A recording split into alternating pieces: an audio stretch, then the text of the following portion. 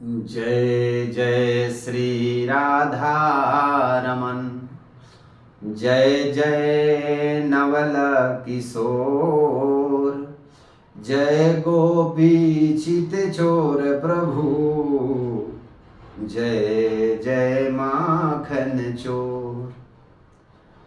परम मंगलमय प्रात अखिलेश्वर, अकारण करुणा बरनालय, भक्त वांसल सकलत रूप, त्रिनिंदक विनिंदक विनिंदक पीताम्बरधारी श्री बालकृष्ण मैलाल की वागुमय प्रतिमूर्ति श्रीमद् भागवत महापुराण।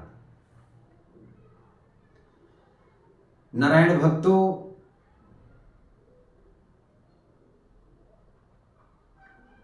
यदि कोई भी व्यक्ति भक्ति करता है या भक्ति मार्ग के पंथ पर जब वो कदम रखता है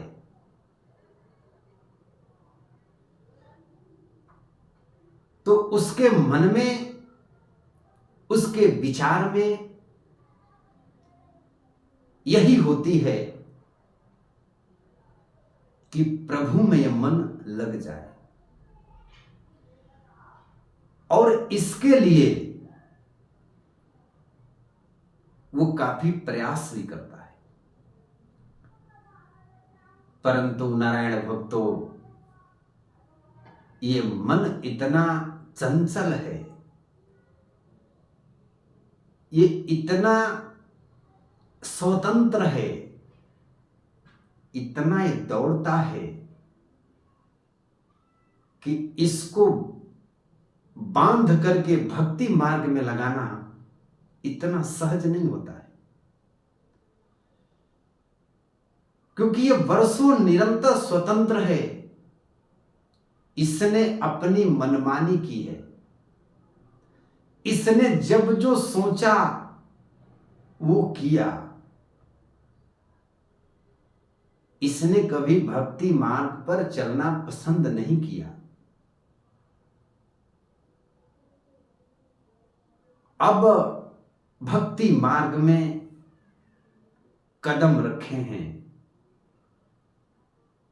अब इसे भगवान की चरणों में चढ़ाना चाहते हैं, प्रभु के चरणों में इस मन को लगाना चाहते हैं, लेकिन ये तो मछली की तरह छूट जाता है, फिसल जाता है, तो मन लगे कैसे?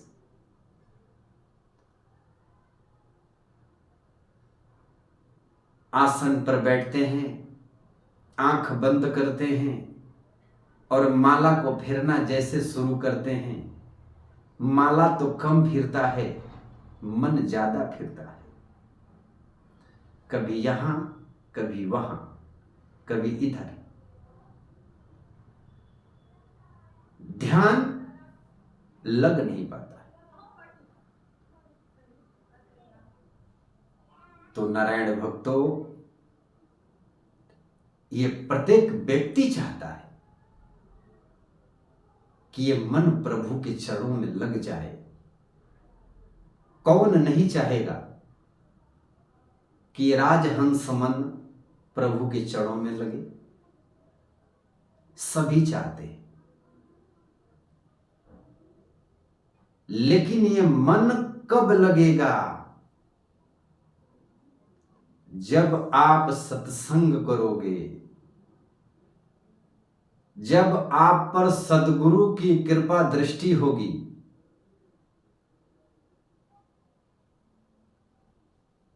जब आप सेवा करोगे, जब अपने विचारों को आप शुद्ध करोगे, तब जाकर के ये मन प्रभु के चरणों में लगता है।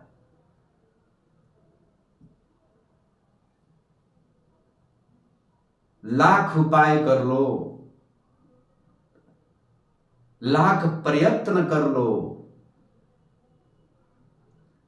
लेकिन जब तक सद्गुरु की कृपा दृष्टि आपके ऊपर में नहीं होगी, जब तक उस कलाकार की कला को नहीं जानोगे, तब तक ये राजहंस मन मछली की तरह छटकता रहे।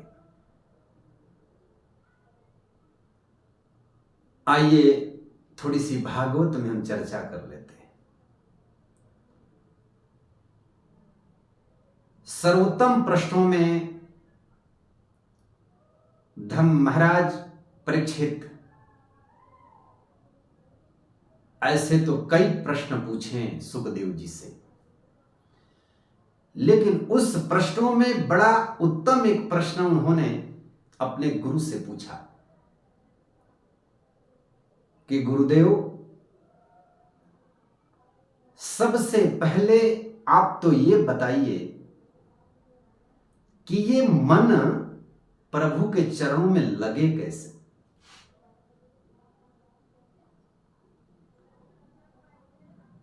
प्रभु के गुणगान को सुनना ये स्वीकार करे कैसे? माफ करना गुरुदेव,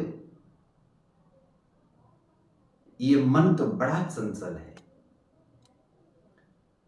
आप कहते हो कि परीक्षित महाराज, ये मन मेरे चरणों में चढ़ा दो।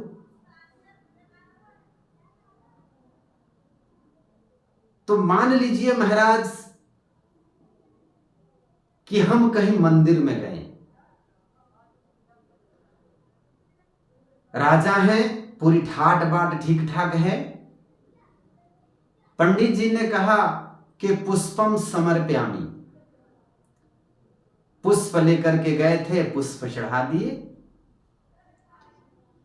पंडित जी ने कहा कि भाई आभूषणम समर्पयामि, पैसा का कोई कमी नहीं, राजा महाराजा है, धन दौलत भरपूर है। पंडित जी ने कहा कि आभूषणम समर्पयामि, चढ़ा दिए। लेकिन मन कैसे चढ़ाएं प्रभु? मन तो हमारे काबू में ही नहीं है, हमारे बस में ही नहीं है, तो मन को चढ़ाएं कैसे? पहले गुरुदेव ये बताइए कि मन कहते किसे? ध्यान देना, मन मन बहुत लोग आपको चर्चा करते हैं, लेकिन मन कहते किसे हैं? ये जो सदगुरु से जुड़े होते हैं लोग, खूब खास होते हैं, ये उन्हें ही पता होती है, यह हमारे महापुरुषों को पता होती है, यह हमारे संतों को पता होती है कि मन कहते किसे हैं। गुरुदेव से बड़ी सुंदर प्रश्न करते हैं भारत सम्राट महाराज युधिष्ठिर। सुखदेव जी मुस्कुराते हुए बड़ी सुंदर जवाब देते हैं कि राजन, आपने बड़ी सुंदर प्रश्न की। एक बात कही नारायण भक्तों, संतों के पास जब जाओ तो ये कभी नहीं पूछना कि फैक्ट्री कैसे चलेगी, व्यापार में उन्नति कैसे होगी, घर में पोता होगा कि नहीं, दुकान कैसे चलेगी। ये प्रश्न मत पूछना। अगर कुछ पूछना ही है तो महापुरुषों के पास जब जाना और उनके करीब जाने का यदि अवसर आपको मिले तो ये जरूर पूछना कि कन्हैया मिलेगा कि नहीं, गोविंद की प्राप्ति होगी कि नहीं, प्रभु श्री राम के दर्शन होंगे कि नहीं, यदि होंगे तो कैसे होंगे। इस प्रश्न को जरूर पूछना मेरे नारायण भक्तों।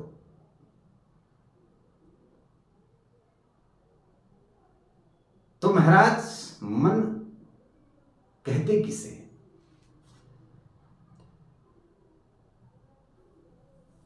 सुखदेव स्वामी कहते हैं कि राजन, मन इस संसार को बोलते हैं। और इस संसार में जहां हम जाते हैं, जिस माहौल में हम बैठते हैं, मन वैसा बन जाता है। यह मिथ्या है, कुछ सत्य नहीं है। मान लो भजन कहीं हो रही है, भजन में गए तो फिर वहां भजन गाने लगता है। कहीं मदिरा पान की सभा लगी है, वहां मदिरा पान करने लगता है।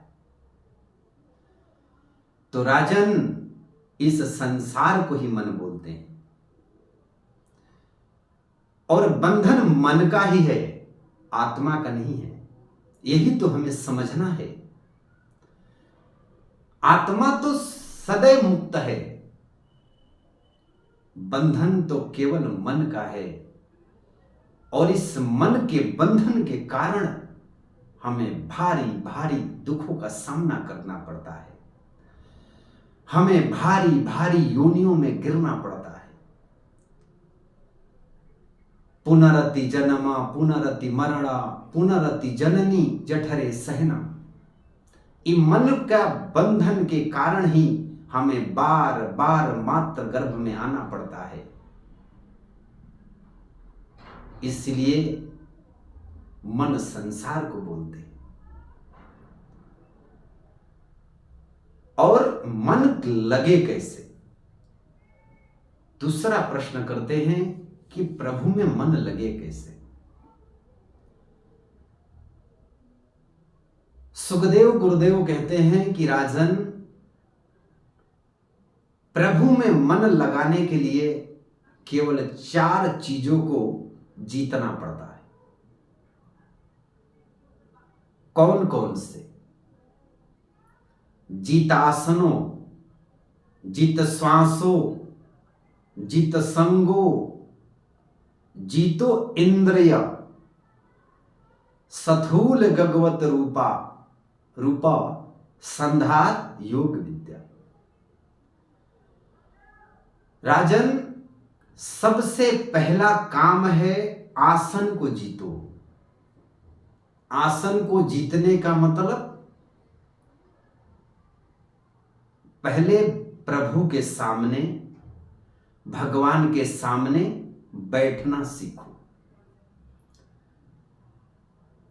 जितना ज्यादा हो सके वहां बैठना सीखो। पहले आसन को जीतो। जित आसनो, जित संगो, फिर बैठना सीखते हैं। फिर इसके बाद संग को जीतो। आपका संग जो है, संग का भी बहुत बड़ा महिमा हमारे महापुरुषों ने कहा है कि संग भी आपका भक्तों का होना चाहिए, सत्संग का होना चाहिए। जितासनो, जित संगो, जित श्वासो। अब यदि ये 2 आसन को जीत लेते हैं, आसन को और संग को जीत लेते हैं, तो आपका जिस भी भगवान के प्रति आपकी आस्था है, या आपने अपने जीवन में गुरु वर्णन किया है, तो जो गुरुदेव ने आपको जो गुरु ज्ञान दे रखा है, उस ध्यान के प्रक्रिया के द्वारा अपने इंद्रियों को जीतो। बस 4 चीजों को जीतना पड़ता है। प्रभु एक डेग में के आगे आपके खड़े।